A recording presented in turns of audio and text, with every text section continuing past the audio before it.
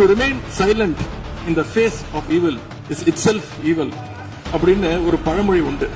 அது யாருக்கு பொருந்ததோ இல்லையோ இந்த அரசுக்கு சரியாக பொருந்தது. ஆகவே முதல் வேலையா சட்டம் ஒழுங்கை காப்பாற்றுறதுக்கு முக்கியத்துவம் கொடுத்து இந்த அரசு நடவடிக்கை எடுக்கணும்னு கேட்டுக்கொள்கிறேன். பாதிக்கப்பட்ட பெண்ணை கட்சியிலிருந்து நீக்கியிருக்கீங்க. இதுக்கு பேர் தான் மாற்றமா? இதுக்கு பேர் தான் தூய சக்தியா அப்படின்னு மக்கள் கேட்கிறாங்க.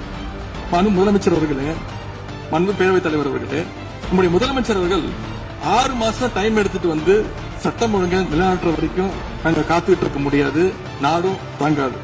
இதை பத்தி கேள்வி எழுப்பினா கூட காவல்துறைக்கு பொறுப்பு வைக்கக்கூடிய முதலமைச்சர் எதுவும் பேச மாட்டேங்கிறார். நேற்று எதிர்கட்சி தலைவர், மாண்புமிகு எதிர்கட்சி தலைவர் பேசும்போது நிறைய பேசினாங்க. அதுல ஒண்ணு மட்டும் அரசு சொல்றதா நினைச்சுக்கிட்டு நம்மள இன்டைரக்டா ஈவில் அப்படின்ற அந்த வார்த்தையை யூஸ் பண்ணாங்க. எனக்கு ஒண்ணுதான் சொல்லணும்னு தோணுது.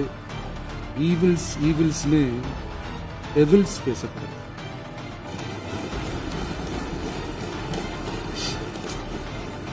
அவங்க இருந்திருந்தா ஒரு ஆக்ஷன் பண்ணணும்னு எனக்கு தோணுச்சு.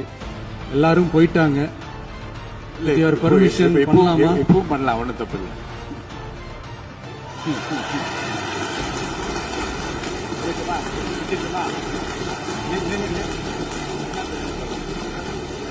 யார் சொல்லுங்க?